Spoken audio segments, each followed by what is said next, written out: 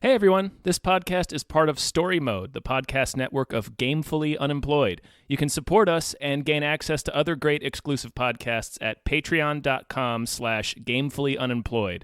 That's patreon.com/GAMEFULLY unemployed, which is spelled like it sounds.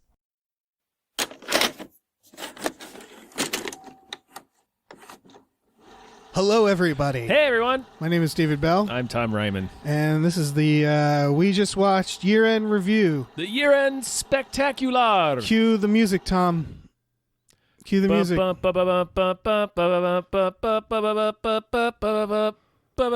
don't know. That's fine. It was That's almost fine. the Rocky theme. Whatever. I'm not going to have an intro. I'm not going to cut to any clip because... You son of a bitch. Well, what am I going to cut to? I don't Every know. film?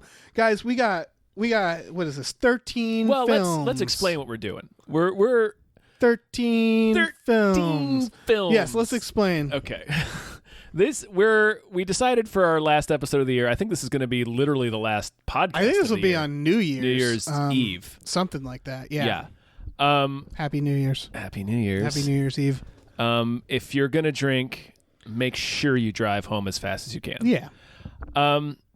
We decided that we would go over, rather than see a new movie, we would go over some of the ones that we missed talking about on the show over the year. Mm-hmm. Some movies that we talked about as movies that deserve more hype, some movies that were like big releases of the week that we just didn't get to because we picked a different movie that week. Or just kind of smaller films that we liked. Yeah. That we want to talk about. I think some of these movies, only one of us has seen. Some of them, both of us have seen. I think most of them we both saw. Okay. There's only a few that only one of us saw. All right. So we're going to go through them all, and then at the end of the podcast, we're going to tell you about a very special new podcast that will be dropping for 2019. Right after the new year. Yep, but you have to listen. Just a matter of weeks, you lucky lucky ducks. Yeah. You smell that sweet new podcast Can you scent. smell it? Oh You man. can smell it. Yeah, you can. Yeah. You can, it's wafting through the Oh, whatever listening yeah. device you're using. Yeah. All right. Well, shall we begin Yeah. with our first film? These are in like no particular order. They're in rough chronological order, Oh, okay. but with also like some I left certain movies near the end because they're more fun to talk about, or Sure. rough chronological order. The first movie on this list is Tag. Tag. The movie I bet you totally forgot existed. Completely forgot that came out this year. Yeah, is Jeremy Renner and Ed Helms, Jake and- Johnson, John Hamm, and Hannibal Buress. in a Also Isla Fisher, oh yeah, and I think also isn't Rashida Jones in it? sure. I watched this last night. You don't remember whether or not Rashida Jones is in it? Huh? No. All right, that's good. Good sign. Good sign for this film. This is this and the next movie, which we won't talk about until we get to it, are under the categories of, like, for me personally, like broad comedy. Very much so. That isn't offensive in any way, not in any way that I hated it, but didn't really make me laugh much. No, Tag was a mainstream comedy. I think it came out in June. Yeah. You guys might have seen it. You might have missed it. We definitely didn't talk about it. It's about a group of adult friends who are continuing to play tag based off a real Wall Street Journal article. Yeah. That I'm sure we covered at Cracked. We at definitely some did, point. yeah. The real life story had some pretty funny details. Like, I remember there was a story of one of the guys jumping out of the trunk of this friend's car to tag him. Yeah. And accidentally, like, getting his wife and scaring her so bad she broke her ankle. And there's an interview with him and he's just like, yeah, it's tag. Sometimes you get hurt. And then they added in, like, this person is also a priest. Yeah. He's a priest. It's like, oh. They do. It's at the end of the movie might be the most fun during the end credits when they show you the actual guys playing the game of tag and like actual footage of them doing it, and some of the bits they do recreate in the film, right? Like disguising himself as an old lady at the mall, which is something Ed Helms does. Yeah, I think this suffered from they went so extreme with it that like I this reminds me of the Brooklyn Nine-Nine Halloween episodes, where if you haven't seen that, every Halloween they try to steal this, I think, a belt and it gets more and more elaborate every time. They try to steal something from Captain Hoyt, right? It's like, well, they put it becomes a thing where it's okay. like everybody is trying to steal it, and every year it gets more and more elaborate, but it stays fairly grounded. And this it turns into like a crazy action movie at times. Right, like one of the things Jeremy Renner does is create a dummy version of his own house. Right. Like Mission Impossible style. No, he creates a dummy version of the other person's house. Right, the other person's house. And he also pays a bunch of people and does like traps in the woods. Really elaborate. That was the strangest sequence. Yeah. It's a very strange movie. I didn't hate it. I'm not mad at this movie. No, it just wasn't particularly funny. Yeah. Which is a shame because all the people in it are very likable and charming and charismatic. That's the one part I enjoyed was Hannibal Buress at the therapist. Just talking about unplugging dicks from holes. And what makes that even better is I'm 90% sure that's just Hannibal Buress just talking. Yeah. Like that wasn't written. They're like, oh, just say something funny like you would say to a therapist because that's like a pretty standard bit. Yeah. Oh, well, for sure. What would you say to a therapist? And you just go on that. Right. Yeah, that was good. The competition between John Hamm and Jake Johnson was kind of funny. Just the two of those guys competing over something is funny to me. Yeah. Oh, for sure. It was nice seeing John Hamm in a comedy because he's a funny guy. It's funny. Yeah. Yeah. It just sort of was a miss for me, but I wouldn't be mad at anybody who loved it. This is sort of why we never talked about it. I feel like. It's fine. You made me want to watch it because you said something to me, which was that it has a crazy fucking ending. Yeah, maybe the craziest ending of a mainstream comedy. It really is surprisingly crazy in the execution. Because when you said that to me, my thoughts was like, oh, is it going to get really dark? Is it going to be over the top in some way? It's not. It's just like inconclusive. It ends with, I mean, we just watched. What? Right? So like we're spoiling stuff. I think we should pick and choose what we spoil. And also apologies, I hear some construction outside. You guys may or may not catch that on the mics. I think hopefully we'll be able to mix it out. Yeah. I mean, usually I notice background noise. I'm not going to cut any of what I'm saying right now out, just to be honest. Sure. Shit. Poop. Vaginas. Fart. Bubbles. Fart. Anyway, it ends, do you want to say? It's such a weird, shocking, because it did shock me because not because of the reveal, but because of the ending. The way that it ends. Because the reveal is that Ed Helms has a tumor, and that's why he's been pushing it the whole time, whereas like he's told everybody it's Jeremy Renner's last year and seems like really into it, and it turns out like no, he doesn't know if he'll be there next year. Yeah. And that was a kind of a shocking moment, but it made sense in the context of the film. And I thought at that point, I was like, oh, okay, so in the third act, we're going to get like him beating this. Nope.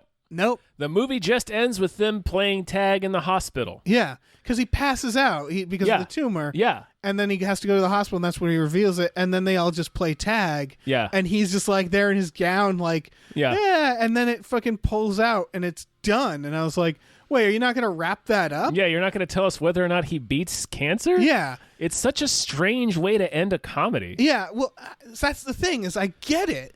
Like, if this was more of a dramatic comedy, like if they had made this more of like a grounded, because you could make a Little Miss Sunshine out of this premise. If they had done that, that would have been a totally acceptable ending. They absolutely don't. It's the idea of like it. That's not part of the story. It's just life, man. Like who knows what's going to happen to him?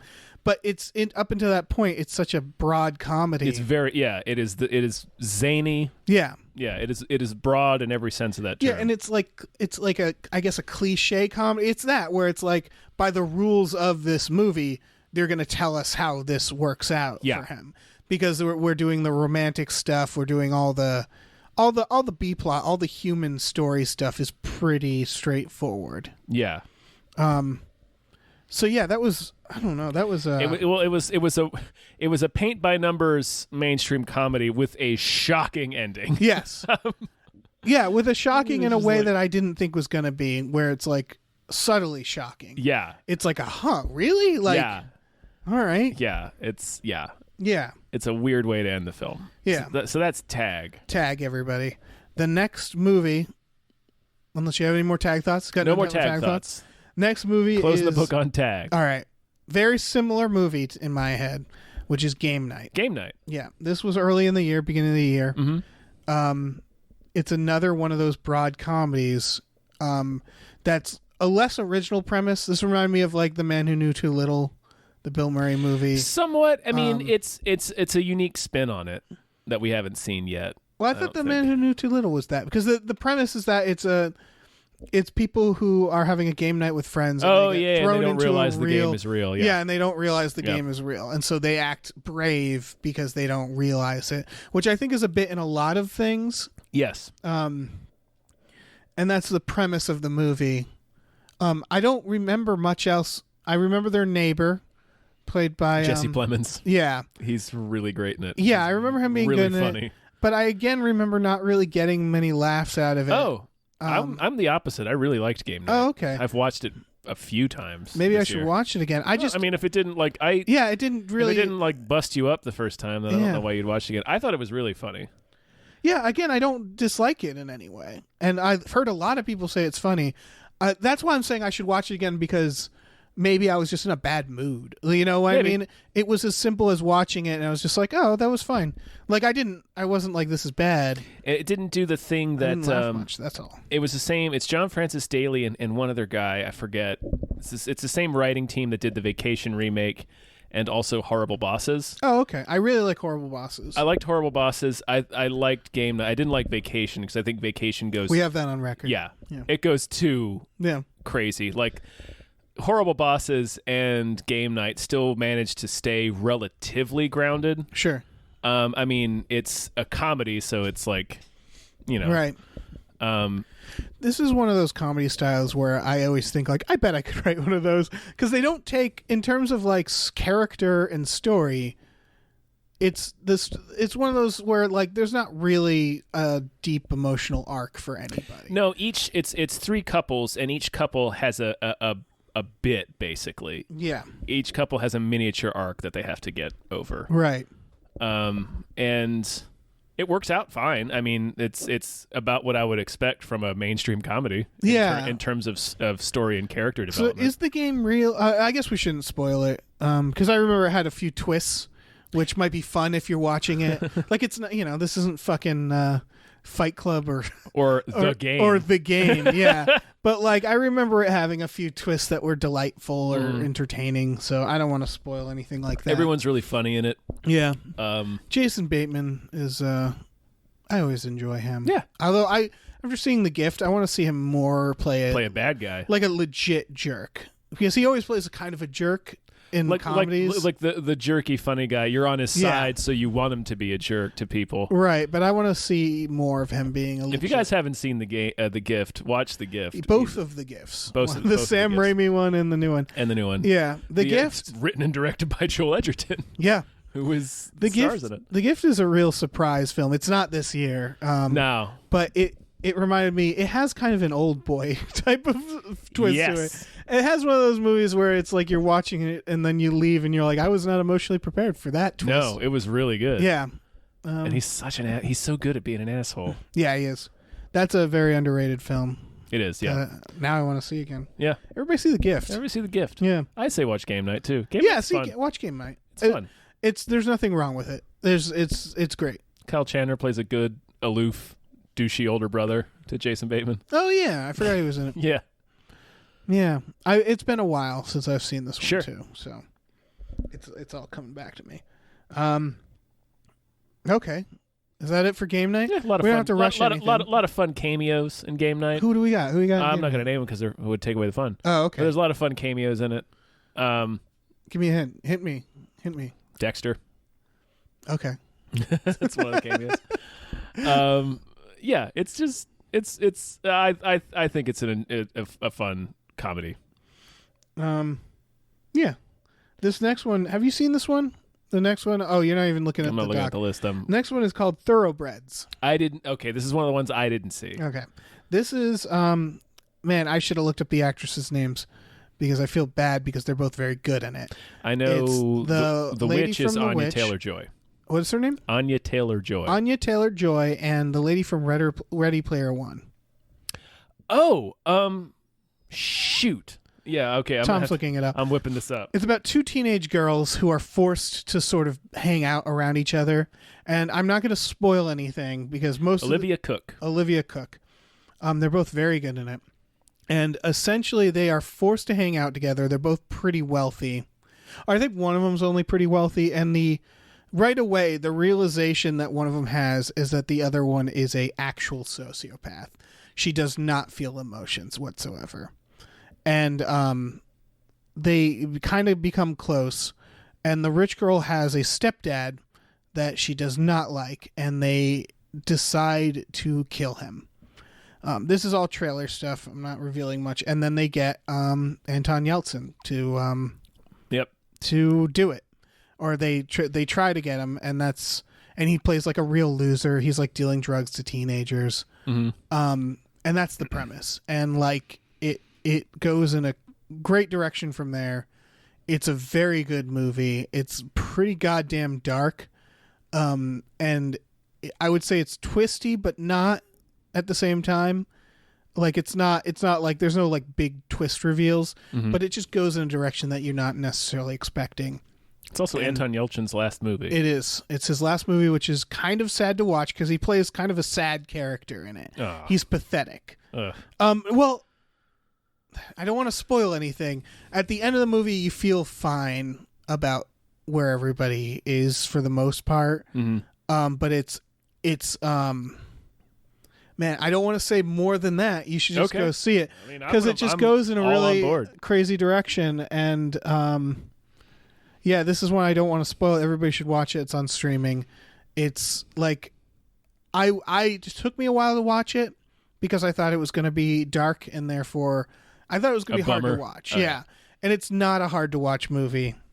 Not for someone like me. It might be for other people. Right. But it was entertaining. It was, I think, kind of funny, and it was just, it was pretty brutal too. It wasn't a hard watch for me. The premise, a fully realized gremlin. Yeah, the premise, and this is where the name Thoroughbreds comes from. And this, I think, some of this is in the trailer. But the reason this girl, she realized this other girl's a sociopath is she got rumors about her, or like no, it came out that she had a prize horse that was sick.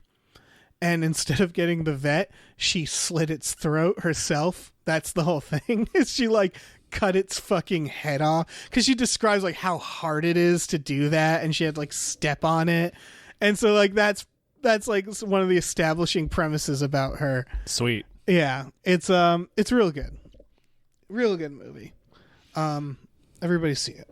Yeah, if you're into that, I'm going to check that out on stream. If you're into horse murder, I'm going to tuck in for a quiet evening of horse murder.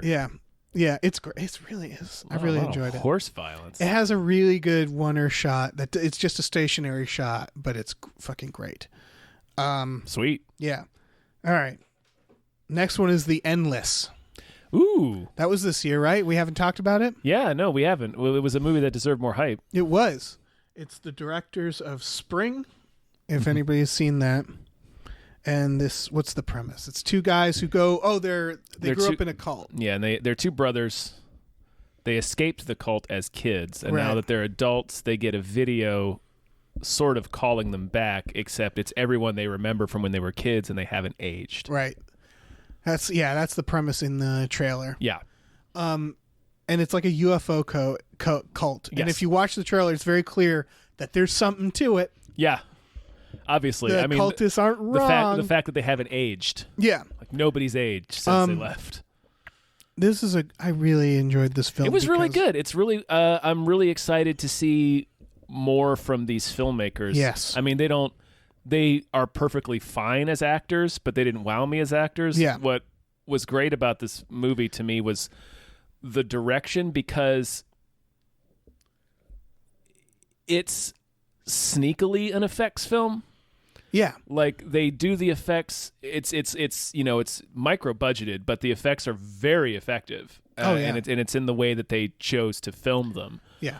And a lot of it's very simple. Yeah. Just real simple tricks, but they're very effective. and the writing, because this is such a crazy, unique idea for a movie, and I want to see Spring, because from what I hear, that's also a crazy idea. Spring is great. It's less sinister than this, I want to say, and it's surprisingly more simple, considering that it's a monster movie. Sure. Definitely see Spring. I wouldn't say it's surprisingly more. There's nothing simple about The Endless. Yeah, that's true. Because the reveal is that, I don't want to say too much, but it's more complex than they let on, and it's more of an original thing. Because at first, when I saw the trailer, I was like, oh, okay, so it's aliens. And it's like, not quite. And not in a way that you'd think. It's more abstract. Well, it's like saying that Poltergeist is about ghosts. Yes. Like, it's like, well, that doesn't really cover it. Yeah. It's also, and this was the same with Spring, surprisingly humorous at times. Yeah, there's some really funny moments. Yeah, and so that threw me off. But again, Spring has that as well, where there's like little bits. And yeah, there was the guy who in the shed who hangs himself. Yeah, which that doesn't sound funny, but you have to watch it to find out. Yeah. Oh man, there's so many good parts to this movie. Yeah, I'm not sure what I want to say, because if you haven't watched it already. It's about 2 hours, so you're gonna need to settle in, and it deals with time a lot, obviously. Yeah, in the trailer, It had one moment that genuinely gave me the chills. Yeah, there's some. I wouldn't call it a horror movie. There's some creepy stuff in it. Yeah, I think it's more of a. I think it's for some people, it's not gonna affect them at all. But like, if you, it triggered like a. It was like one of those moments where I was like, I did not know I was scared of that. Like, yeah, it's more of like a mystery, because you want to know what's going on here, and they do a good job at explaining, but not over-explaining what's going on. Yeah. So it may seem like it's a sci-fi mystery, lower budget, but doesn't feel low budget. If you have, I would say. It asks a little bit of patience from you, not a whole lot. Yeah, it's not like a ponderous slog through the first half until it's not Primer. No. Yeah. But just have a little bit of patience, and you'll be super glad that you watched this movie. Yeah. And you'll feel good recommending it to other people, because it's like a movie people don't know about necessarily. That's a hidden gem. It's one of the hidden gems of this year. Yeah, one of the hidden gems of this dog shit year for films. I don't know. I was thinking not been the worst year for. Well, I was thinking about it the other day. In terms of like the big releases of the year, it's been a pretty forgettable year. It's been just Marvel. Yeah, pretty forgettable year. Infinity War was definitely one of the best ones. I would argue that that's been the last 5 years. Sure. It's been. We've talked about this a few times, where it's like indie filmmaking has never been better in terms of how many options are out there and how much can be done, and who's and people that are willing have created this thing where like you can make a low budget film that's high concept or that's epic in some way, and you have a lot more distribution options. Yeah, I'm not saying that. Yeah, this is the best indie film. There's always been good indie films, but it's never been a better time. Yeah, when you can shoot this is a great segue. When you can shoot a movie on an iPhone, it's a good time for fucking filmmaking. Yeah. Which is exactly what the next movie is. Yeah, I didn't see this one either. This is Unsane. This is Soderbergh. Steven Soderbergh directed. Claire Foy. Yep. Directing a movie on an iPhone. I watched this. I also recommend this. It's fairly straightforward. More straightforward than the trailer will have you believe. Because the trailer is like, is she crazy? Is she not? It's sort of like, yeah, she's not crazy. It's very frustrating. It's one of those movies like watching movies with Marina, she will yell at the TV when something's a problem. For if you want to have fun, watch this movie with her. Although she'll be like, I got frustrated because it's all based off that why won't anybody believe me situation. So it's cathartic by the end, but not too. Like, it's not as simple as does she get out or does she stay? It goes in directions. It's a pretty straightforward film, but it does enough twistiness that it's entertaining. It kind of one of his other movies he did. What was the one with Catherine Zeta-Jones and the pills, and the they were, it's the ladies doing it. Everybody, no, someone knows what I'm talking about. No idea. He made it after Contagion. It's like a thriller. He's been making thrillers, like adult thrillers. No idea what you're talking about. You never saw it? No. Everybody knows. Everybody knows. No, I feel like nobody knows. Which kind of Steven is him? Is he a V? Steven? He's a V. So I'm not going to cut this out. Soderbergh. Did he do Traffic? I think so. Logan Lucky. Side Effects. Bam. Oh, yeah. Okay. Yeah, I saw... this is a weird thing. I think I've seen most of his movies, and I'm not like a big Soderbergh fan, but I regularly, like Haywire I really liked. Side Effects I really liked. Haywire was a surprising movie. Yeah, this is kind of on that department. It's not the Logan Lucky side where it's like a fun... Unsane is... It feels like a Soderbergh movie, but it also doesn't. For a movie shot on an iPhone, you could never tell, which was like a really strong message as a filmmaker to make, where he was just like, yeah, I shot this thing on an iPhone. Can you tell? And it's like, not really, actually. So... Yeah, it had a theatrical release, too. Yeah. At least around here. I bet it didn't look great up on the big screen. Maybe not. I don't know. But yeah. Yeah, if you like a good thriller... and I do. Yeah, this is a good, solid thriller to watch. Unsane. All right. The next one on the list is Mute. Oof. Mm-hmm. All right. So we didn't cover Mute. I don't think so. Did we? I don't think so. I really don't think so. I don't remember us talking about Mute. Mute is one of the most disappointing movies of the year. It's Zoe Bowie. Yeah, right? Duncan Jones. Duncan Jones. It's his follow-up to Warcraft, but it's in the same universe as Moon. Yes, it doesn't need to be, but it is. It is.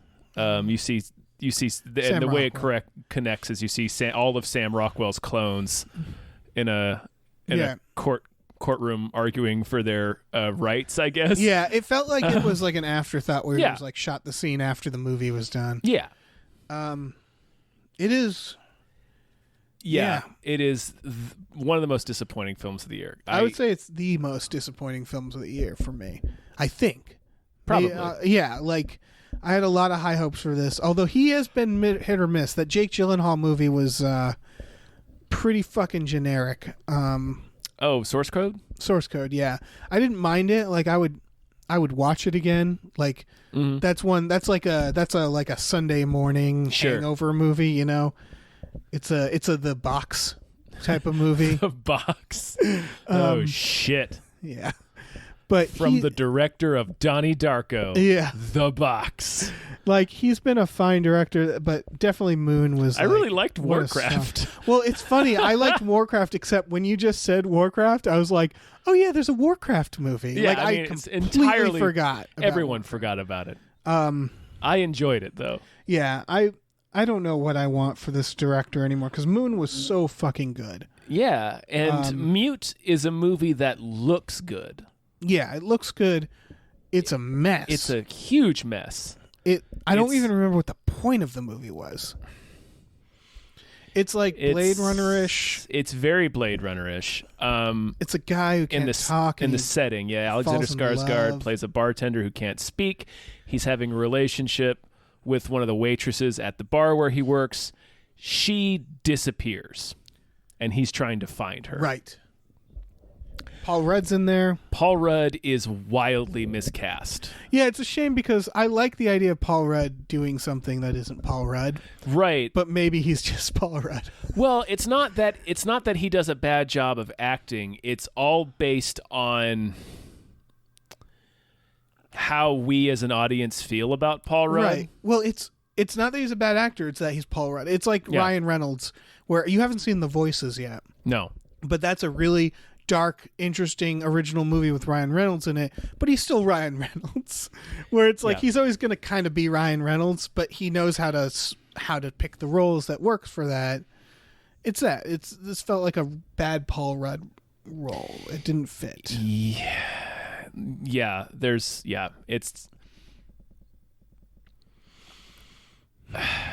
this fucking movie. Without spoiling it. It's hard. I don't even fucking remember.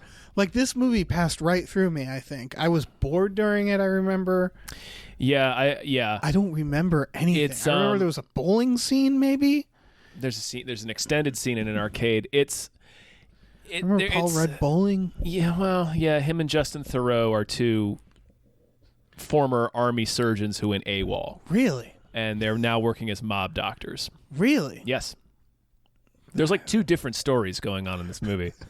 This is very surprising to me. And Justin Theroux is perfectly cast. Yeah. Unlike Paul Rudd. But it's just... It's hard to describe without spoiling it. I mean, who cares? Fair enough. If you care about spoilers for Mute, skip like 10 minutes or 5 minutes. Skip ahead a little bit. Okay, Paul Rudd is the bad guy. That's a spoiler? Yes. Oh, shit. Paul Rudd has a child with the waitress that Skarsgård was dating, and he kills her and has her stashed in his house. Right. Oh my God. And Skarsgård figures it out. He solves the mystery, goes there to confront him, finds her dead body wrapped in cellophane, and they get into a fight, and Skarsgård brutally kills Paul Rudd. Oh, really? And that's asking a lot of your audience. It's also one of those things where the woman in it is basically becoming an object used for revenge. She's in it for 5 minutes. Yeah, and so I don't remember there being any other like female there aren't any other apart from the little girl. Yeah, there are no other female characters. And I remember when it's that thing where it's like where is this woman?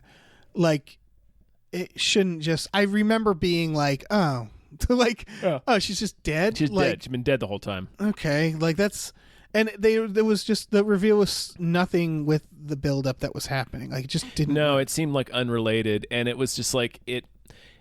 Like Rudd spends most of the movie as kind of like this on the line character, where it's like you like him because he's Paul Rudd and he does some charming things, but then he also will do some things in the movie that make him kind of sinister. Like, oh, this is an interesting character for him to play, but then it takes a turn into where he's just like this odious murderer, and then he gets brutally killed by powerful Alexander Skarsgård, and it's just like I don't like that. That makes me feel bad. So I don't even know if I cared about that. I think I was just generally disinterested. Yeah, it was. And then there's this weird subplot with Justin Theroux being a pedophile. Right. Yep. And that was the ending idea is like this girl can't end up with him. Mm-mm. And there's like a threat of that, right? Yes, because Justin Theroux takes Skarsgård and the little girl hostage, basically, and he tries to kill Skarsgård. Skarsgård kills him instead because, of course, he's Alexander Skarsgård. It's the Skarsgård. And then he takes the little girl to his dead girlfriend's mother's, I believe, and that's how the movie ends. It's just like.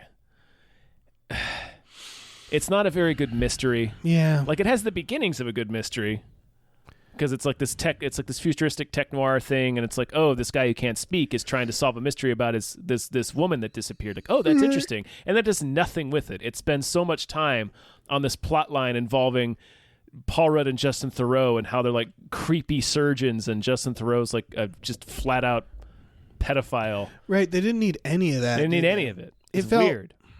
It felt messy. You have no idea how the two stories are going to connect until they suddenly reveal that I think Rudd's the murderer. Here's my theory: is Duncan Jones is a good director. He is. He's made some good movies. I think we've talked about this on podcast though. Is that directors, when they get a little more power, they always have their passion projects, something that they've been wanting to do for a while. I feel like this is one of those. I feel like Duncan Jones had this idea when he was like 16. Right. And was like, I've been wanting to do this. Yeah. And he got to do it, and it was never a particularly great idea. No. Yeah, this is the kind this is like the kind of thing like writers write when they're really young or just getting started. Right, but I also think it was probably like in his head too much while trying to make this. Like it's that where it's like, I mean, I'm completely theorizing here, but like the idea that if you care about something too much, you can't really take a step back and see it for what it is. Yeah, it's too precious to you. Yeah. So like I could see that. I could see him not wanting, like I think he maybe had this idea for this character played by Paul Rudd, and he like really needed it and wanted it in there, but it was like it doesn't fit. It doesn't fit. The Justin Theroux character doesn't fit. Yeah.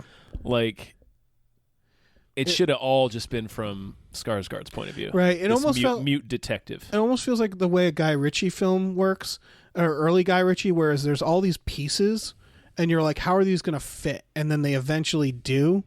If it's a good Guy Ritchie film, yeah, because there'll always be these characters where you're like, why are we following this character? Yeah, and then it all falls into place. This doesn't fall into place. No, it's also over 2 hours long. Yeah. Could have cut some stuff there, Duncan. It's free on Netflix if anybody feels like watching it. Yeah, it's a real bummer. It's just a bummer. It's disappointing. It's even if you have nothing like invested in the film. Oh, I just want to turn a movie on. You will be sad. Yeah, you will feel sad in your heart. Yeah. After this movie ends. Yeah. Well, speaking of disappointments, the next one on our list is Ghost Stories. Oof, another disappointing movie that deserved more hype. Yep. Featured it as a movie. Yeah, this has what's his name in it? Martin Freeman. Which he's in it more than you think, if that makes sense. Yeah. But that was one of the early it has a twist, but who cares a shit. This is an anthology film of horror films or horror shorts, and every single one to my memory was kind of ineffective. Was bad. Yeah. I think you said at one point they felt like they ended too soon. Yeah, every single one. There's 3 different shorts. The framing device is this paranormal investigator who's trying. He's following up on this famous paranormal and debunker, and the guy gives him, here are the 3 cases that I could never debunk. I'll just say this at the top of it. When he meets with the guy, this isn't a spoiler because you'll know, as I was just like, that's a young person in old makeup. Young person in old man makeup. And they show him a younger version of him and on the TV or something. Yeah, he's like, so my assumption was just like, oh, okay, it's more expensive to make an old person look young, so we did the other thing. Yeah. We were psyched for this movie, and it just sucks. Yeah, like it sucks. The first story was a good setup of the security guard in that creepy place. Yeah, and then it just ends. Yeah, and it was creepy until there were moments in it that I was just like, oh, that's kind of creepy. They touch on good ideas in all 3 vignettes, and then ignore them. Yeah, what's the second one? I remember the third one. That's the Martin Freeman one. Martin Freeman with the baby. Ooh. The guy in the car. The kid who borrows the car. Oh, yeah. Yeah, and even that was okay. They weren't great. All 3 of them end abruptly. Right, and then they pull a Campfire Tales. If you ever see the movie Campfire Tales. Yes. Where then starring Ron Livingston. Yeah, there's a whole twist to the framing device that's fucking bonkers. That was just like, what is going on? And then the reveal is so... It's dumb. It's so obvious and dumb. It's like... It was just like, really? And then it was like really, almost cliche. Yeah, it's not even really obvious. It's just... It's cliche. It's cliche. And then when they like really do their victory lap with the characters coming in... I'm just going to spoil it, if that's all right. People skip ahead. The reveal is that the framing device, the guy is in a coma. Yep. And I don't know what he's been experiencing this. Like Martin Freeman's like the devil, and he like it all breaks apart and gets really abstract and weird. And then they just show him. It's like a student film. Like suddenly he's in a coma, and then all the characters you've seen like walks in like, well, I'm the janitor here. Yeah. And it's like I'm the doctor. Like Martin Freeman's the doctor, and that was really made a student film, because if they had just shown one of the actors come in, you'd get it. But they show each different one come in and do their own, and it was just like, come on. It's baffling. Yeah. It's like, why did you add this layer? Yeah. Great trailer to this movie. Yeah. And it got a lot of good buzz, so we were excited about it. Yeah, and it just sort of is So forgettable. I think it was originally a stage show, right? And really? Like a play, and you can kind of tell. Yeah, that makes sense. Man, it's a good idea too. Yeah. And they brush up against good ideas in each vignette and then just end them. Yeah. There's no arcs to each of the Nope. Yeah. There's no real story. It's just like every single one ends with, and then I saw something scary, and then it sort of ends, and you're like, well, what was that? Yeah, so like what happened after? Oh no, I just got out of there. Yeah. It's like, okay. Like, I mean, the best segment is the second one, I think. Yeah, because that has a pretty full arc. Yeah. And also the framing device in that segment is genuinely creepy when he meets the weird kid. Oh yeah, that is a great in his weird house. Yeah, that is a good one. Yeah. And it's the kid. If you guys have seen the Netflix show The End of the Fucking World, it's the boy from The End of the Fucking World. Oh, okay. And he's really good. And he's really good in this. Yeah. But yeah, his vignette even then, like I'm like, oh, It's I'm fine. on board for this, and then it ends. Yeah. You're like, you stopped like it's like every single one of these vignettes ends in Act 2. It's because they like wanted to make this framing device so thick that they didn't have time for the vignettes to be longer than like 20 Yeah, minutes. I felt like they had two ideas for a movie and they just mushed them together because they didn't have enough time for either or something. I don't know. It was a real bummer. Yeah. Real letdown. Ghost stories. Yeah, you don't have to bother with ghost stories. No. This next one I think you should bother with. This is I Think We're Alone Now. Oh yeah. Movie no one saw. Nope. Very limited Peter release. Dinklage is the last man on Earth, or so he thinks. This is all it's in the trailer. All in the trailer. Peter Dinklage is what appears to be the lone survivor of some unknown apocalypse. We're never told what it was. We don't need to be told. I mean, and it's not it doesn't matter. And we see that he is living a life of systematically cleaning up the entire town that he lives in, like getting the bodies out. Like his life was generally watching it. I was just like, oh, this looks pretty good. Like, it's pretty sweet. He just like lives at a library and chills out and like has a decent time. He's it's established pretty quickly from his personality that he's a man who wasn't particularly friendly when he was a loner. Yeah. And so now that there's no one, which I really liked that idea because like for an introvert, if everybody else goes away, it's just like I can deal with this. Yeah. Is the internet still working? Yeah, I'm good. And then I almost said Elle Macpherson. Elle Fanning shows up. Yes. She drunkenly crashes a car into a pole in his neighborhood. Which again, I was like, yeah, I could see that happening too. Like. Yep. So there's one shock in that. I mean, that there's another person alive. Yeah. As far as he knew, there wasn't anyone. And then also she's completely chaotic. Like, yes, she's a maniac. The total. Well, not a maniac. It's the pretty classic story of you have the kind of grumpy introvert who prefers to be alone, and then the wild extrovert who just is living at 100% all the time. It's almost cliche, but but they have a lot of good moments in it. Yeah, and then they throw you through a few more loops and they give you more than just that. It's the following film is not just that. No. You know? I'm not sure how much I want to give away. I won't, because I want people to watch this one. Yeah. So I don't particularly care if you watch Mute or Ghost Stories. I will say this movie was surprisingly still in the end felt cliche. Yeah. So like I think the relationship they have didn't need to be what it was. No. Especially since he's way older than her. Yes. For people wondering, that doesn't mean it's necessarily that romantic, but it felt you can tell it's going in a romantic direction. Yeah, it felt like it tried to wrap it up in a neat little bow when it felt in general more open in terms of more complex than how they were making it out to be near the end. Yes. I didn't need to believe that there was a romantic connection between them to understand that. Without spoiling, I didn't need the last scene, is what I'm going to say. Okay. Yeah. I know what you mean. Yeah.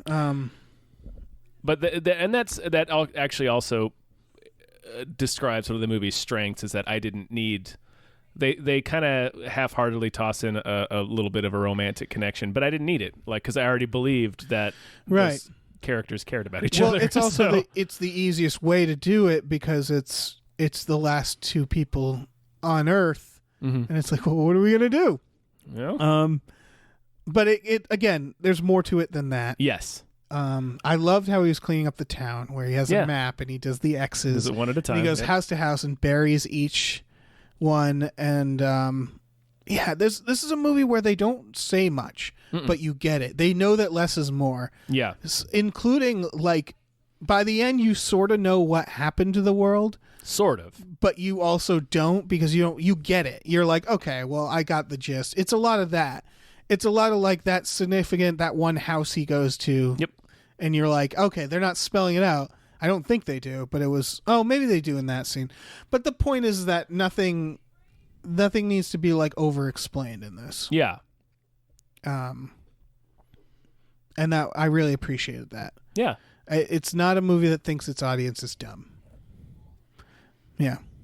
It's just a movie with a very small cast and good performances.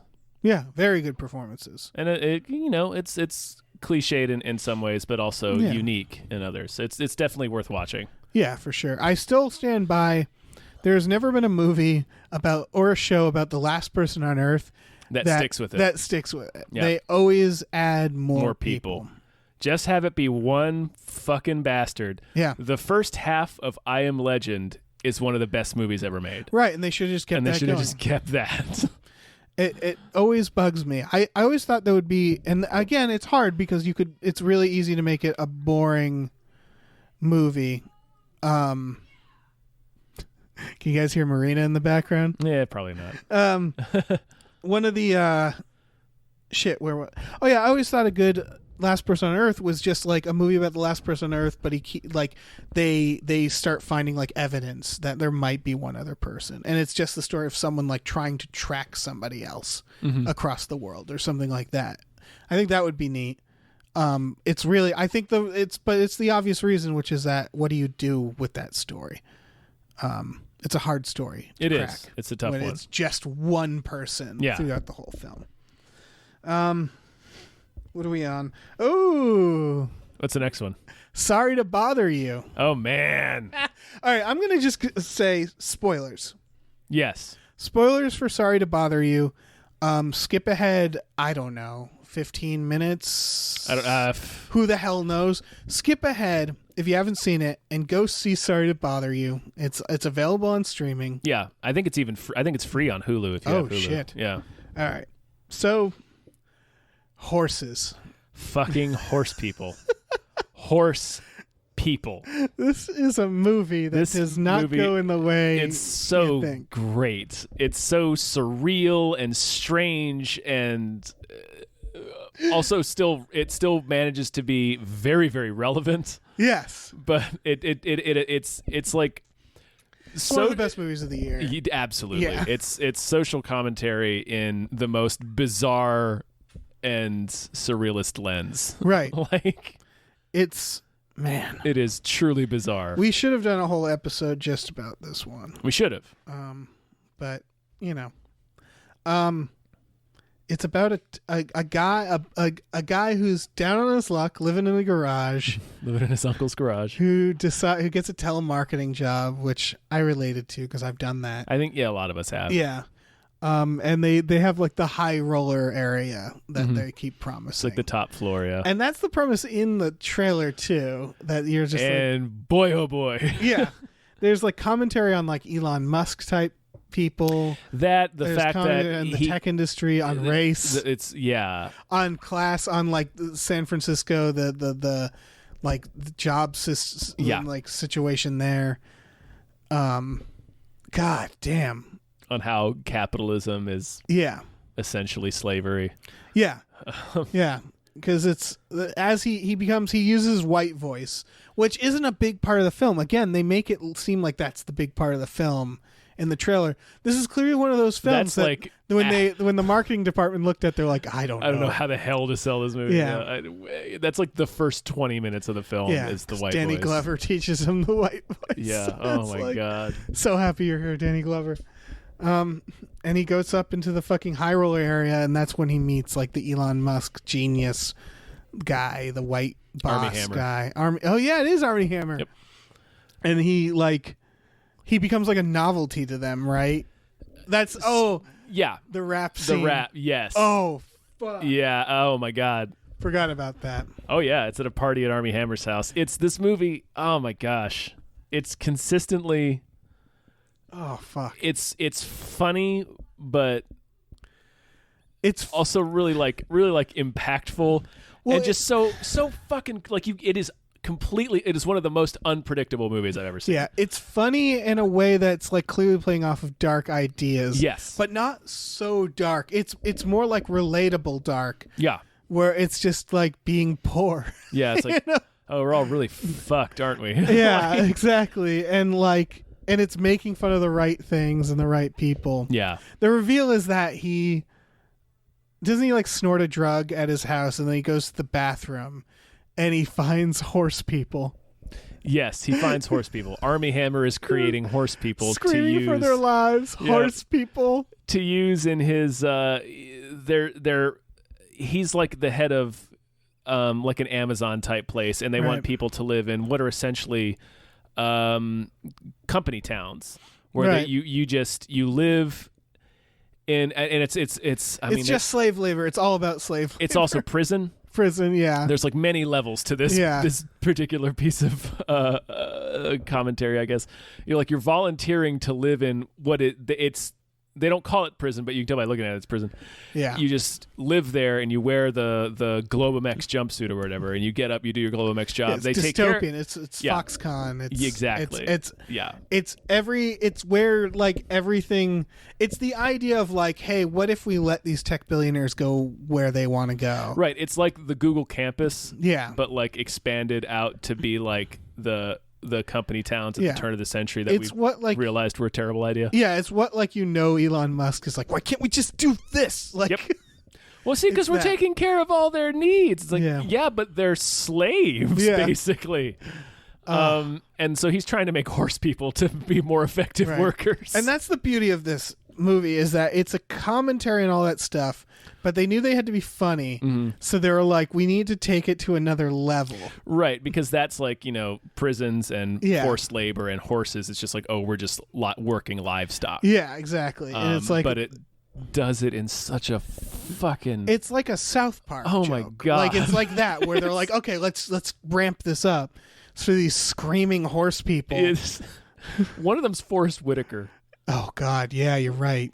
And then they have, of course, the tech bro guy is like explaining it really logically. Yeah, and it makes sense. What he's like, well, I mean, it doesn't make sense, but it's like. But it's that. It's I'm this calm white guy. Like, I'm just telling everybody. My calm white voice. Yeah, everybody cool down. Like, this makes perfect sense and it's good for everybody, kind of thing. And then this isn't even like the third act, I feel like, because this movie, again, like you said, it goes in so many directions. Completely unpredictable. And then it becomes a horse revolution. Yep. Because again, it's like a joke. It's like they're telling a joke where they just keep taking it. Yeah, it is. Yeah, it's very much like a South Park episode. Yeah. It's so insane. It feels like a writer's room of people thought this up, and they were just cracking themselves up during it. Yeah, because it's just it's so good. But everything that happens is like, that's accurate commentary, but it's also just like so fucking insane, so fucking silly. Oh my God, it's a great movie. Yeah, watch it immediately. I assume, my God, I hope you skipped ahead if you haven't watched it. But fucking watch it. Watch it immediately. Yeah, I'm sure everybody's told you to watch at this point. So yeah, and if you have Hulu Prime or whatever, I'm pretty sure it's free on Hulu. Yeah, that doesn't surprise me. And if not, kick it $3 and watch it. It's absolutely worth the time and money. Yeah, fucking buy it. Yeah, it's great. Support it. It's a great movie. I can't wait to see the next stuff these people do. Boots Riley. Yeah, I believe is the filmmaker. Has Boots Riley done anything yet since this? I don't think so. Because he was in the they did a lot of interviews and shit with him around this time. I mean, this was just this year, so I don't think anything else has come out yet. Yeah, no, I don't. I'm ashamed to say I'm not familiar with any of his work beyond this film. I guarantee I looked it up when I first was looking at this movie. But this movie I is put so it on good. a more hype thing. Yeah. You did, yeah, that's right. Yeah, and I think it was based off watching it, of like, because all the reviews were saying like there's more to this film, and all the reviews were people were just like trust us, trust us. Marina and I saw this a few weeks before you did, and I just was like, you specifically have to see this film because of my relation to fucking horse people. Yeah. Fucking horse people.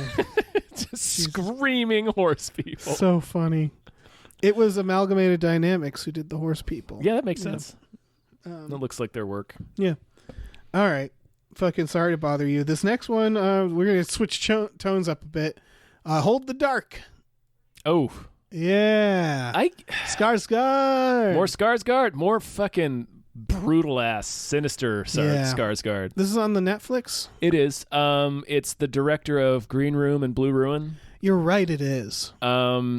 Starring Jeffrey Wright. I didn't like it as much as Green Room. Me neither. But I did enjoy it. I liked it. That shootout scene is something else. Is amazing. This is, again, if you like thrillers. Yeah. Thrillers with... There's some ambiguity in this movie. Yes. That may or may not be supernatural. It's a brutal movie. Yes. If you've seen Green Room, then you kind of know the tone. It's not as brutal or tense as Green Room. It's a more like it's more drawn out, atmospheric. It takes place in Alaska. Yeah. And Green Room is just nonstop. This is a little, atmosphere a little weirder. Well, like Green Room's like boilerplate. Like everybody's in a tight location. Yeah. And it's just. Fucking, this is kind of the tension opposite. is just unbearable. Except for like the shootout scene. There's moments where you're like, yeah, this is the director of Green Room, all right. Like, the shootout is great. Yeah. Any scene where fucking Skarsgård shows up with that mask. Yeah. Skarsgård mask, you guys. It's wolf. There's Skarsgård wolf stuff wolf in mask. this. I think this director is really like he's maturing. Like I think we're gonna just keep getting more fucking wonderful things from him, and they won't all be my favorite things in the world. Like this isn't my favorite movie. Yeah, I haven't thought about this movie that much, but I enjoyed it when I watched it. It's good. Yeah, it's a solid thriller. It's a good. There's good performances in it. Like Jeffrey Wright's the lead. He's really good. Yeah. James Badge Dale plays a local sheriff, and he was the fake Iron Man in Iron Man 3. If you guys remember. Oh, yeah, that is him. Yeah. Yeah. This also one of the themes of this director apparently is that he likes to make movies starring people who don't know what they're doing. Heroes that are immediately out of their depth. Yeah, and this is another one of those. This is Jeffrey Wright is kind of incompetent, but not. Again, it's this level of like they're not dummies, but it's more like like it makes the tension better because it's like these people who are a lot like, oh, I can handle this. It's just like they clearly can't handle what's going on, but they're like trying. Right. And sometimes they're okay, sometimes they're not great. Like the shootout scene's a good example of that, where it's just like, Jesus Christ. Yeah. nobody is prepared for this. Yeah. Oh shit. The basic premise is Jeffrey Wright is this wolf. It's like a wolf expert. Yeah, he's a scientist, researcher, like behavioralist, I think. He gets contacted by this woman in Alaska whose son has gone missing. She believes that wolves have taken him because that's happened before in their little town. Mm-hmm. And her husband, Skarsgård, is away at war. He's over in Iraq, I think. Yeah. So he comes up to try to find the wolves that supposedly took her kid and see if they did in fact take her kid. Yeah. And the movie, that's much like Sorry to Bother You, that's where the movie starts. That is not where the movie goes. Yeah, it goes in a completely different direction. It's a hell of a ride. Mm-hmm. But yeah, if you like thrillers, it's definitely one where you have to pay attention because it goes in so many directions that if you look away, you'll be like, wait, why is that person naked in a mask? Like, what is going on? It takes a lot of quick turns. Yeah, and also if you're not paying attention, you'll miss a lot of the best moments of tension where it's like there's one scene where James Badge Dale and Jeffrey Wright are having a conversation in his kitchen in front of this window, and it's just completely black outside, and I was so fucking nervous that entire scene. Yeah, because again, director of Green Room really knows how to make shit. Yeah, how to make you tense. Well, like he trains you to expect something fucking insane and you don't know chaotic to happen at any moment. Yeah. So Hold the Dark. Fucking. It's on Netflix. Yeah, it's a Netflix film. It's worth watching, but you gotta watch it. Yeah, really, yeah, gotta laser really watch focused it. on it. It's not as I want to say fun as Green Room is. Yeah, no, it isn't. It's less. Again, it's less intense. It's less seedy, edge of your seat. It's a slow burn. Yeah, yeah, I guess Pretty much. Yeah, it's more noirish. yes, that's a good. Yeah. Green Room is like a action thriller. Yeah, fucking Green Room. Green Room's best. Anton Yelchin. Yep. Rip. Speaking of Nazis and racists, next one on here is BlacKKlansman. Ooh. Which I just watched. I know Okay. you've seen. I saw a few weeks ago. Yeah, very Spike Lee movie. It's very Spike Lee. It's Spike Lee doing one of his accessible turns. Yeah, I think watching this movie, you can tell that. I mean, he's Spike Lee has been so firmly outside the system pretty much his entire career. Yeah. Like he'll do weird things that just like no studio is gonna be like, well, we'll release that. So he does kind of what he wants.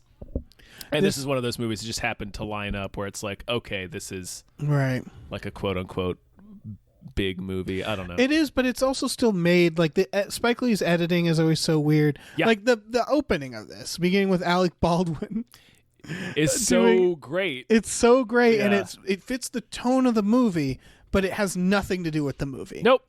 And that's always how he's been. Like even the way the titles come up and stuff, it's always so unconventional. He came from that generation of fucking Kevin Smith and Tarantino, of like 90s indie directors who are like weird. Like he's a weird guy. Really playing with time and like non sequiturs. That said, I really enjoyed this movie. It's good. I liked there was some good humor in it at the expense of racists. It's at the expense of David Duke. Yeah, Topher Grace. Topher Grace is David Duke. What a great idea. Yeah, what a spirited casting choice. Yeah. It's I lost what I was going to say. Oh, it's surprisingly funny given its subject matter. Well, yeah, it's also surprisingly optimistic. Well, it's Spike. It is and it isn't, because it's Spike Lee basically saying like they're idiots, they're racists. Yeah. Like these people are dumb. It's okay to laugh at them because they are to be these types of people. You have to be kind of dumb, but there's others who can fit in, who can act like an adult, who can be polite. The David Dukes of the world. Yeah. And basically it's him saying that and being like, they're still funny, but they're really better at fitting in and being polite, and we need to watch out for them. Yeah. And because it all this is sort of a spoiler. The very end, he goes to modern footage of David Duke and goes to the Charlottesville thing, and that guy was just sentenced to life in prison. And it feels like it could have been tacked on, because obviously movies are made very, they take a while. I'm sure he but definitely it was so started relevant. Right. I don't want to say serendipitous, because that is not the right word. He dedicates the film to what's her name, Heather Heyer. Yeah. Which was like it was a really cool way of doing the ending of him, right, reminding you that these Nazis are still around. Yeah, and again, it felt very 90s indie to do that, because most movies, and then they end with an upside down American flag slowly turning black and white. It's like a statement. Or hanging the flag upside down is meant to show we're in trouble. Right. It's like an actual signaling thing. Right. And so like just having him doing it at the end, it doesn't feel tacked on for what's happening, but it feels very unconventional in terms of filmmaking, because it's like the last 2 minutes is suddenly a documentary, essentially. Right. Yeah. It's a little jarring. I said optimistic because there's the conflict between the main character and the woman that he's starting to see from the college organization, and she's very adamant that you can't change things from within because the system's so fucked and there's so much against you. Right. And the main character's like believes the opposite. He's like, no, I'm a police officer, and I believe that I can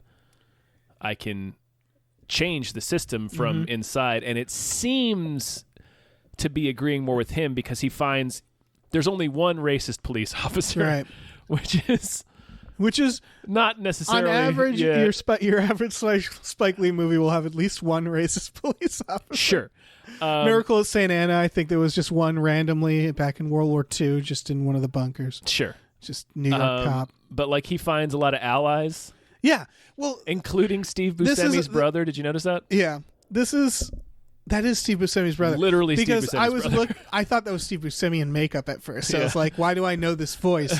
That's Steve Buscemi. Spike Lee's always been his take on racism. It's never been cartoonish. It's always been like, because in the police station, there's still people who are like, there's that real racist one. The guy who's just completely racist. Yeah, but then there's the others who are like, they're still racist, but they're not bad. Like they're like working with them and they're just more ignorant. Like it's those moments. Right. Like you have the captain character who's like, it's like, now you're making it hard for me. Just be less black. I think he's like, yeah. So my favorite moment is racism in a Spike Lee movie. This is kind of unrelated. Is Inside Man when they play the Russian, or it's not actually Russian. It's like Albanian. But the police think it's Russian on the radio, and they think the robbers are Russian. And Willem Dafoe, they're like, it's Russians. Willem Dafoe's just like, fucking Russians. You better get some fucking body bags here, because if I have to deal with those savages, like he's horrified at Russians, which I thought was like the funniest. It's just this one cop who's just like hates Russians in like 2002 and like thinks they're terrifying, like they're dinosaurs. Like, but yeah, he did that where it's definitely the like. Everybody generally agrees that the KKK in this is the butt of the joke. They're all dummies. Yeah. But yeah, there's definitely. I mean, there's the one guy who's like real sinister. Yeah. Well, yeah. Again, that's why there's this great spectrum where he's just like, look, a lot of these people are dumb, but they're dangerous, and their rhetoric is very familiar. They do the America First stuff. Which I really liked. Yeah, did that. And then the other part is that it's the alt-right. It's the well, some of these people are going to be starting to call themselves something different, and they're going to try to get along and be political and stuff. And so it covers the whole spectrum. Yeah. Oh, they also like make it a point in there to talk about how like well, David Duke is never photographed in the robe. He's never, because he's trying to like mainstream this hate speech. And he talks about the idea they do that thing of like, oh, come on, there'll never be a president like David Duke out there and stuff.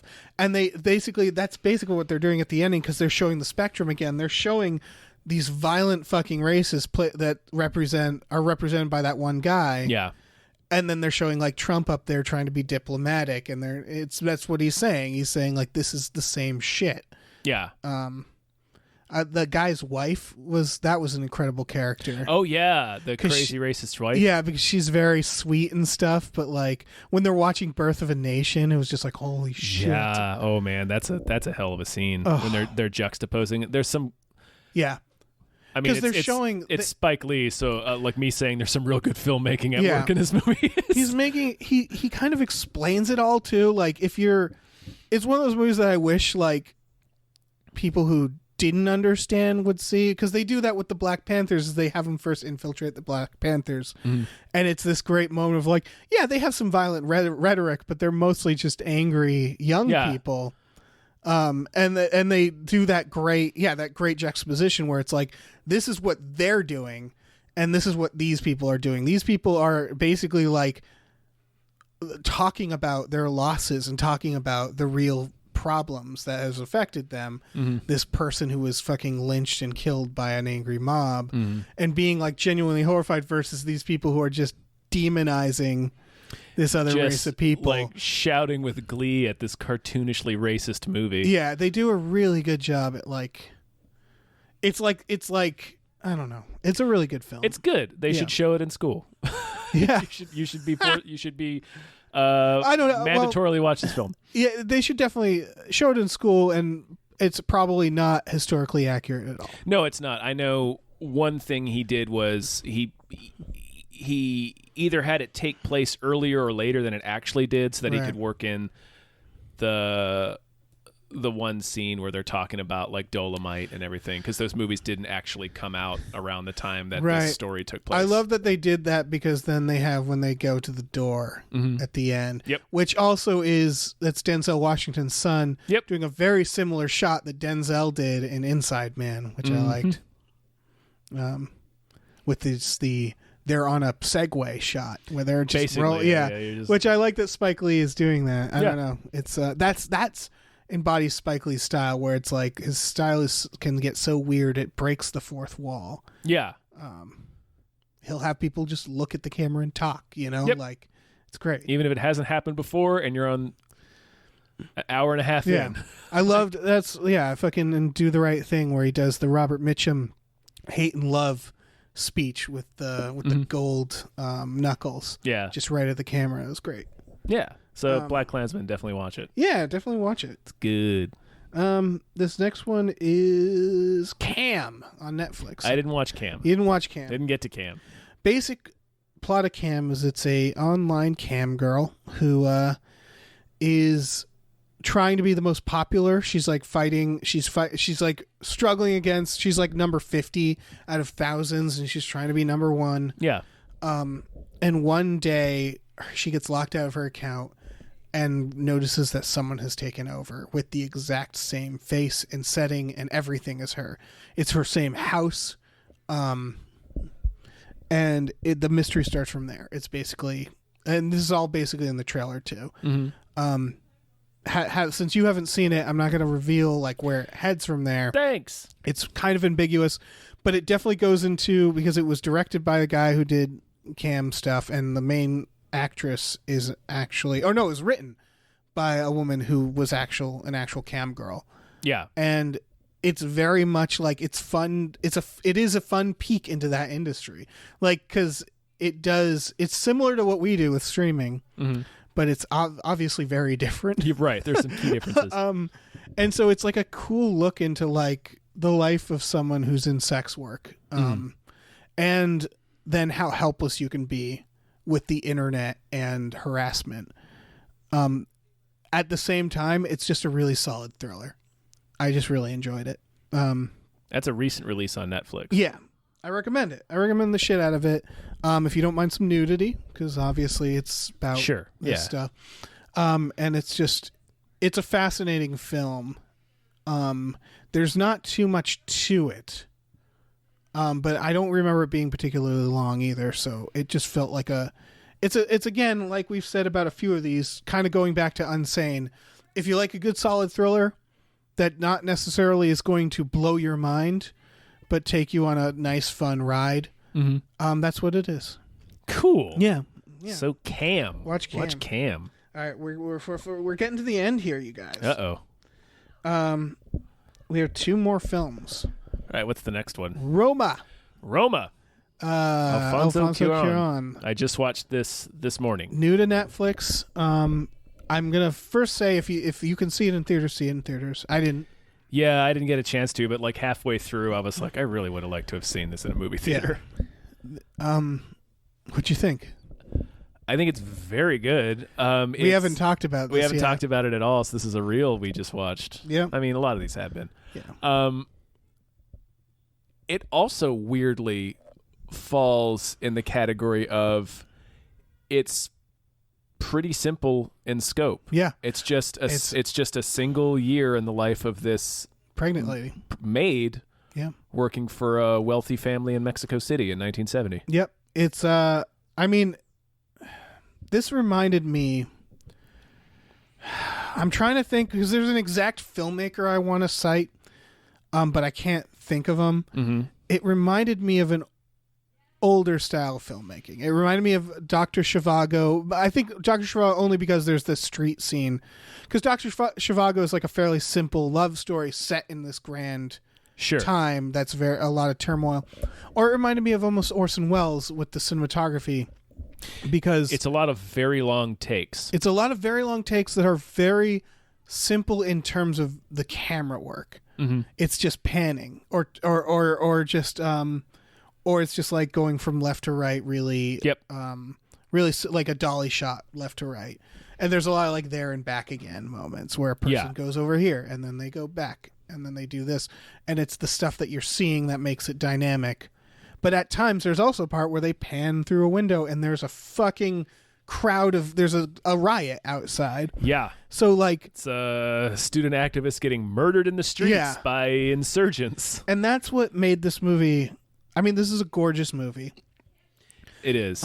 It has some of the most complex, in my head, some of the more complex oneers that this director has done. Somehow, with just these left to right more shots. so than Children of Men. Yeah. Well, it's hard. With Children of Men is pretty fucking complex, but like the stuff like the beach scene, which I don't want to say too much about. Yeah. When I was watching that, because again, it's just a left to right shot, but I was legitimately like, wait, how are they doing that? Yeah. How did they simulate that thing happening? Don't know. How, like, is it all CGI? Because it fucking could be. Like, it could be, yeah. Yeah. The New Year's shot, the fire, that felt like Orson Welles almost. That felt like a classic. I was watching a movie from 50 years ago. Yeah. Where there's a scene where there's a forest fire. Yeah. And they all run out with buckets to put it out, and it's New Year's at the same time, and the camera, it's a stationary shot of this fire in the background, and one like drunk party goer wanders into the shot and like counts down and then just it's not exactly stationary. It moves back and forth. It moves over to Cleo getting water for the kids, and then you see him come out of the woods, and then he moves back into the and position. then that part's stationary. Yeah, and then he's just singing with this fire behind him, and and he's wearing this insane costume. Oh yeah, when the tree falls. Yeah, Shit. and it's so one of the most beautiful moments in a film I've seen this year. This is probably the most beautiful movie I've seen this year. I think. Yeah, it's very emotional. Yes. There are some brutal moments in terms of just emotion. I mean, that beach scene. The beach scene, the hospital scene. The hospital scene. That another oneer that's fucking... Yeah. With what's going on in the foreground juxtaposed what's going on in the background, you're like, Jesus. And that's what I guess that's what he does a lot of... He does a lot of old school, like, things that you learn in film school that are like, this is the very basics of filmmaking, that we've since gone out of control with camera work and cinematography. Yeah. And he goes back to that, which is that, okay, you're watching, here's one thing in the foreground, here's another thing in the background, and it's telling an emotional story. Yeah. Reconcile that shit. Yeah. And it's all very simple. And yet it's so emotionally complex. Yeah. There's also a dick in it. There is. Yeah, it's a great dick scene. There's a dude doing karate with a shower curtain rod. He's doing like a sword kata with this shower curtain rod with his dick just swinging around. I had to give that actor a lot of fucking credit for that scene. Oh yeah. I'm sure they cleared it with him very early on in production, but it was just like, this is great. This is a great scene. Yeah, it's also, I mean, it's the only nudity in the film. Yeah. On top of the fact that his character is a monster. His character is really... he starts as just like a shitty person. Right. You're just this guy's kind of douchey. And then by the end, you're like, this guy is a actual monster. They did such a good job. And this is another that it felt like an older movie where they knew how to do little things to establish what kind of characters. Yeah. Like when they first meet them up for lunch, or they're finishing up lunch, and they leave, and he stays behind and runs and drinks the Coke. Yeah, it was like a little thing where it's like, that's not a jackass. It's not like an evil thing to do, but it immediately like made him like, okay, like he's kind of a weirdo. Like, well, and it's that, and also the guy that her friend is with, like her friend is seeing with his band. Is that the same character? I think so, right? They were both big guys. Well, no, so I just assumed. Because her friend... Is that not the same guy? I don't think so, because her friend Adele, who's the cook in the house... Oh, okay. I thought was dating that other guy. And the guy with the band is her cousin. Oh, right. That's how she tracks Tamrian down later. Tamrian's the guy that does the naked kata. Is that how she tracks him down? Is that what she says to him? Yeah. Because I thought she was lying. I thought the idea is he says, don't tell him I she sent you. she says that to Ramon, I think is his name. When she shows up in the shanty town looking for Tamrian, she shows up at their band practice where he's practicing in his underpants. Shorts. Oh yeah, I guess underpants. And she's like, can you find Tamrian for me? He's like, yeah, I'll give him the jacket, but he's not here now. And she's like, well, can you bring me to him? He's like, no, I can't. And she says, Adele told me you'd help me. And then he's like, all right, fine, I'll drive you out there, but you can't tell him that. Okay, that makes sense. Yeah, like that's her cousin. So I don't think those are the same characters. She is dating a gigantic guy. Like she goes to the movies with a gigantic guy. Watch again. Yeah, but I'm fairly certain it's not her cousin. But when they show up, when the two guys show up to pick them up to take them to the movies, like this is another little bit of informing their character at the very top of that is they're like, well, we got to get to the movie because I'd like to see the trailer, so if you're done, let's go. They're clearly not done either. Yeah, and they're just like, sure, we're done. Like, they're just like, very and she just like she just kind of like slowly takes the money out of her purse to pay for this plate of food that she didn't get to eat yet. Like and then he finishes her Coke for her. Yep. Yeah, it's it's a very good movie. It is. It's real good. I love the B plot of the family. The family and the mother with the car. That again felt like an old movie. That felt like an old movie bit. Yeah. Where she's driving this giant car around. They first established it's a great. That's also has an arc because this isn't a big spoiler. The first time the husband comes home, they show this meticulous fucking process of him parking this car that's clearly too big for the garage. Yeah, their little driveway. And he has to get it just right.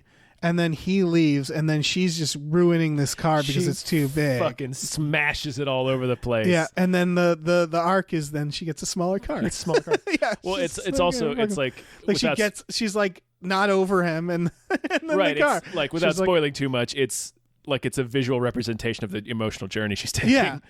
Oh, there's so much. It's good. Again, it's all very basic filmmaking, but it's like, and it's a very simple, straightforward story. Yeah. It's just a year in the life of this maid and this family that she works for. It's really.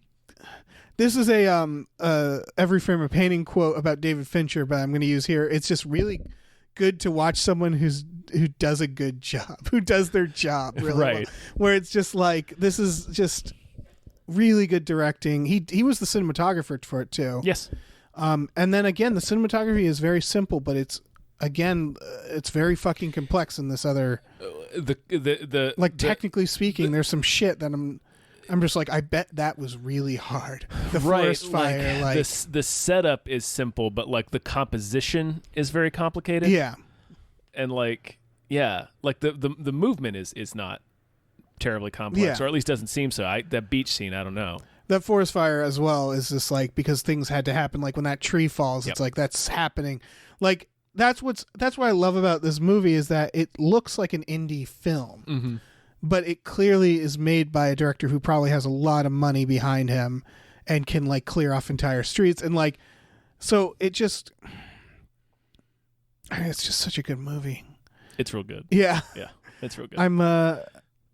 It was shot in color apparently, and then they made it black and white in post. That makes sense. It was probably digital, I assume, but I don't know. I was a little thrown off by it being in black and white at first, because when you don't make a black and white movie today unless you're saying something with the fact. Well, excuse me, that it's in black and white. There's two reasons I thought, which was the one that was in the interview where he was like, "This is my own memories," so it's like black and white, but also. It's just gorgeous in black and white. Some of the forest fire scene in particular, when they first see it go off from the balcony of the villa that they're at, I'm like, that wouldn't have looked as good in color. Yeah, it's black and white. It is artsy, but sometimes it's artsy for a reason. Like you look at fucking Ansel Adams' stuff, where it's he's taking photographs of these places that are very colorful, but you're getting to just notice texture. Yeah, there's something to that. And so like that, it made sense that the first shot is very, very much all texture of the water. The water slowly fills up and then you see that fucking plane going by. And you see that fucking plane. I know that plane means something. Man, what a good movie. I hope this wins some awards. It should. This is probably, I don't know, maybe the best made movie of the year. Alfonso Cuarón is another person I was thinking of. He might be he might be a down low, like a DL Spielberg. Like he might sneak in there because the movies he makes is this combination of like blockbusters that are really fun and then movies like this, which is like, and maybe it's just because the black and white thing. Yeah. But I realize like his journey is like the movies he's making are like they're it's pretty Spielbergian in the sense of the variety. Yeah. And how well done they are and how unique they are to him as a filmmaker. Yeah. So it's like his directing's nothing like Spielberg. No. But his impact is sort of right. It might be like Spielberg. And his ability to do seemingly anything. Yeah. I would love to. He does a Harry Potter movie. Yeah. A high octane, complicated action thriller sci-fi movie like Children of Men. Yeah. Gravity. That's the other thing. The motherfucker's obsessed with pregnant ladies. I think it's because Children of Men is again another. Yeah.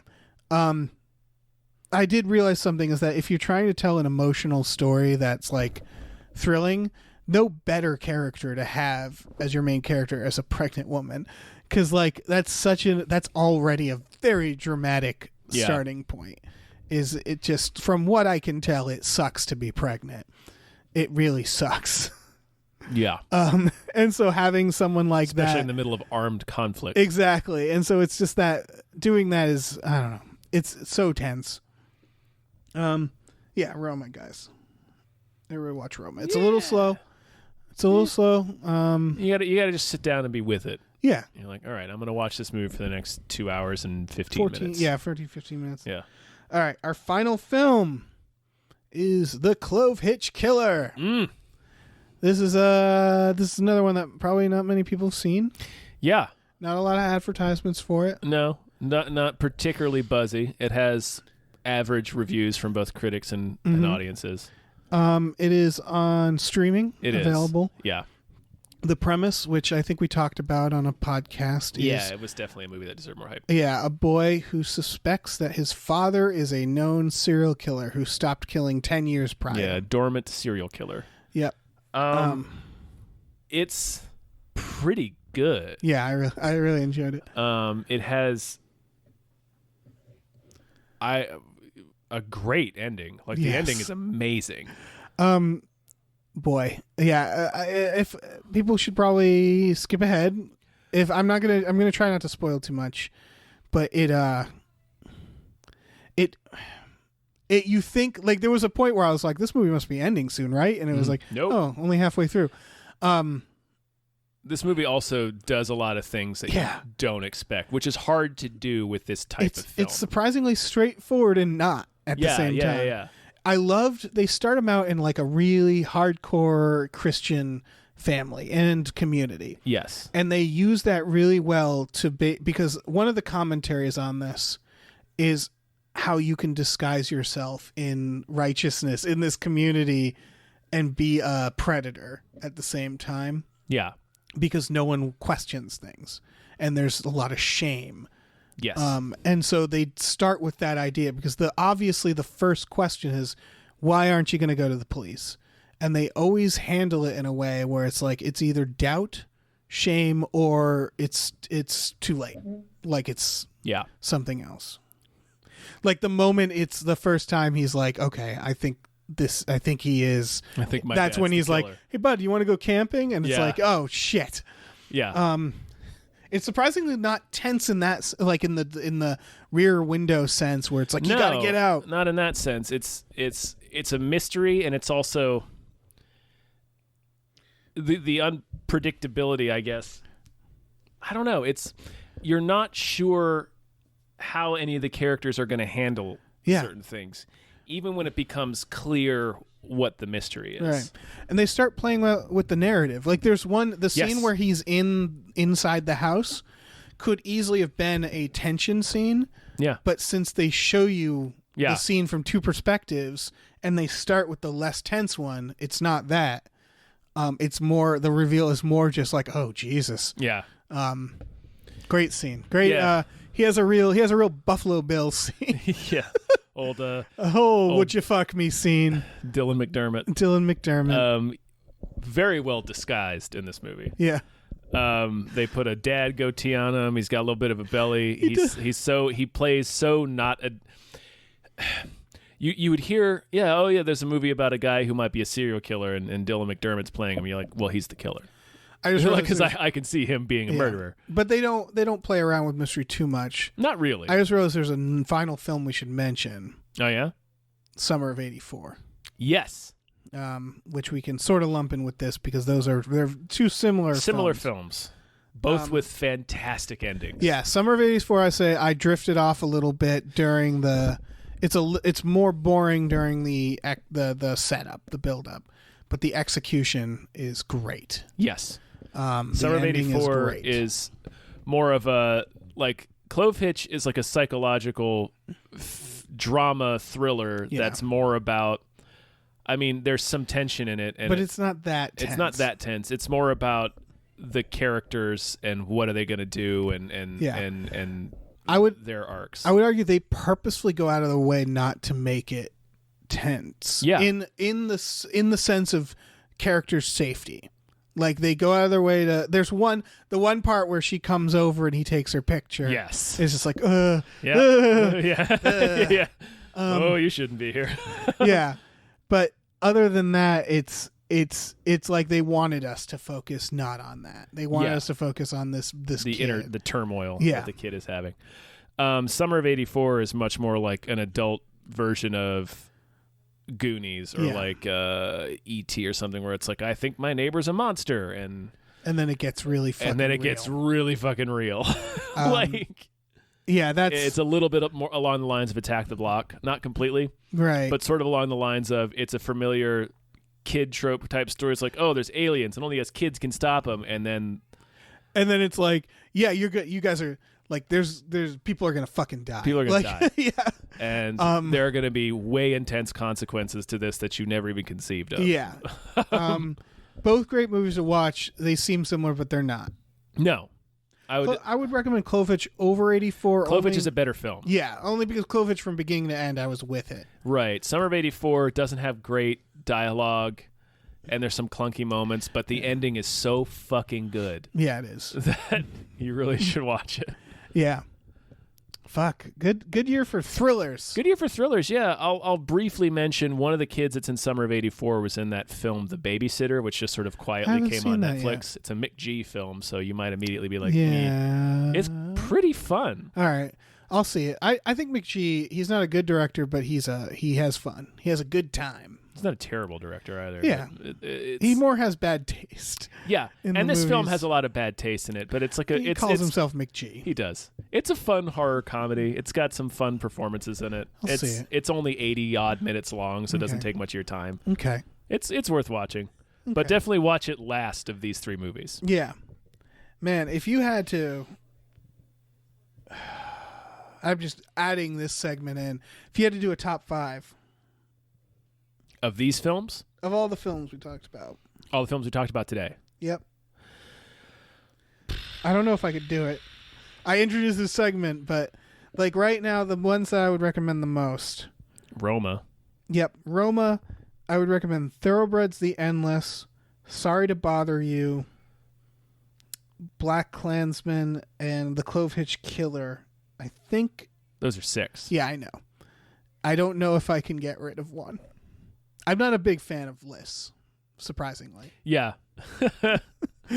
Just watch all of them. There's only a couple, it's like you're going to be off. Yeah, except for Mute. Yeah, fuck Mute. No, don't watch Mute. And Ghost Stories. Stories. Yeah, it's easier to go through the ones that were like, you can skip. Tag and Game Night, if you're in the mood for pretty broad comedy. Game Night is definitely watch Game Night over Tag. Tag's if you have to good. choose. Yeah. Yeah. Otherwise, watch these movies. Yeah, guys. Definitely watch these movies. They're all pretty good. All pretty good. All right, that just about wraps that up, right? Yeah. So we should probably tell them about where we're heading 2019. 2019. I mean, we're gonna have more things than just this. This is just the one that we're definitely doing. Right, that's gonna happen immediately. Yeah, we were gonna record some of it this week, but we didn't. Scheduling just didn't work out. Yeah, so we're gonna start recording in probably January. Yep. This is going to be mostly a Patreon exclusive podcast. We'll drop 1 or 2 out there, freebies out there to entice people. Yes, and the title will be, do you want to say? Because you thought of it. Yeah, it's, what is it, Fox Mulder is a Maniac? Yeah, I guess so, yeah. I wrote Agent Mulder as a Maniac, but I like Fox Mulder as a Maniac. Because then we can say, is he crazy like a fox in this episode? Oh, shit. Yeah. We have very little idea of the structure. Very little idea of the structure. It's going to be an X-Files podcast. Yes, you guys. We're going to watch all of the X-Files episode by episode and rate just how crazy Fox Mulder is in each episode. And extrapolate his craziness based on the details they give us in the episode. We're going to really break it down. We're going to figure out how he lives. Yeah. We're really going to try to paint as complete of a picture of his crazy, weird lifestyle as we possibly can with the information they give us. Yep. So that's going to be available soon, you guys. Very soon, yeah. And some other stuff. But and some other stuff. That's the most immediate one, I think. Yeah. That's the most immediate, and it'll probably just be me and you. Maybe we could see if there's a guest every now and then. But yeah, it's pretty straightforward. It'll be pretty fun. I could do this podcast without going back and watching the episodes. I know you could. But I will. I will go back and watch them. Okay. All right. That's an episode. That is an episode. And that's a fucking year. That's a year, you guys. That's a year, you guys. It's December 31st when you're listening to this. Yeah, get fucked. So, yeah, do that. Drive your car like the mom from Roma. Yeah. Do that shit. We're advocating for unsafe behavior. Unsafe. All right. As always, check out the Patreon, patreon.com/gamefullyunemployed. If you're already a patron, we thank you so much for supporting us this year. You guys have been fucking great this year. Thank you so much. Yeah, we'll give you guys even more cool stuff next year. Yep. All right. Say goodbye. Goodbye. Bye.